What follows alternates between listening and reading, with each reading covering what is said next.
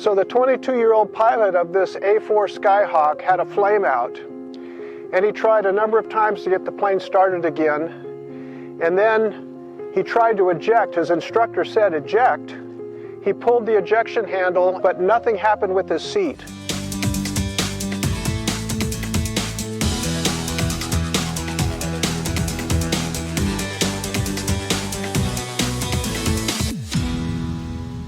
Hi, I'm Bill Barry, and welcome to my desert adventures. On April 23, 1969, in the skies north of Blythe, California, 23-year-old student pilot Lieutenant Graham E. Tharp, based out of MCAS Yuma, experienced a flameout on his A4 Skyhawk. Despite his efforts to restart the engine, it was no use. His instructor, flying nearby in another aircraft, advised him to eject. Unfortunately, when Lieutenant Tharp pulled the ejection handle, nothing happened. Eject! Eject! Eject! Pull the handle! Eject! It's not working! It wasn't easy getting to this 50-year-old crash site. My friend Robert Marcos and I had to circumvent a huge solar field and then slowly make our way to the site. My 2019 Ford Ranger continues to perform in all sorts of terrain.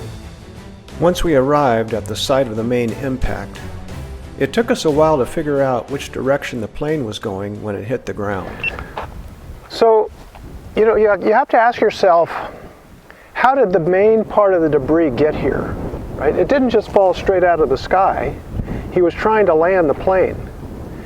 And we've guessed that it was going that direction.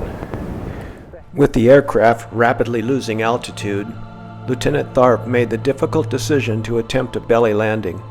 He picked this open stretch of desert and managed to bring the plane down wheels up, but the impact jarred the egress system, causing the seat to eject too late for the parachute to deploy. We had found parts of his plane more than a half-mile from the main impact site.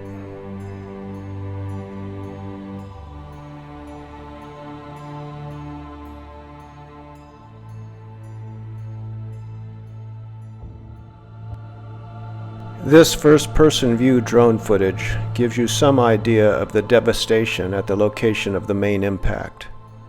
There was clearly fire at the site based on all of the melted aluminum. This piece of melted aluminum, but the cool thing, well, the interesting thing is you can still see the serial number for the part.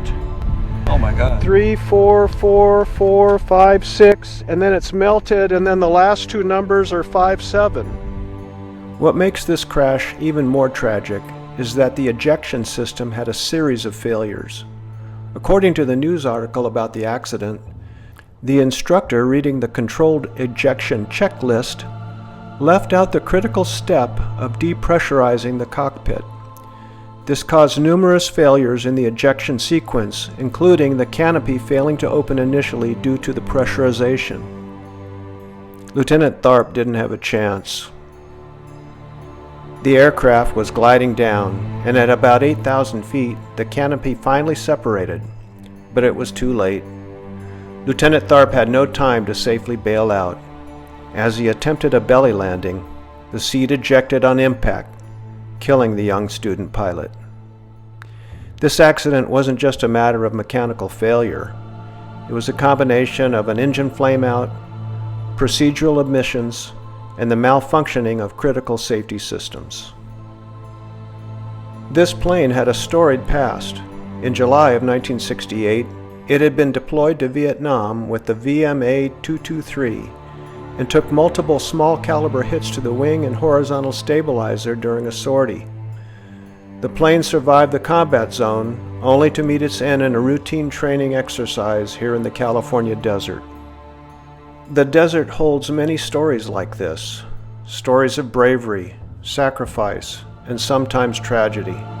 Today we remember Lieutenant Graham E. Tharp and honor his service.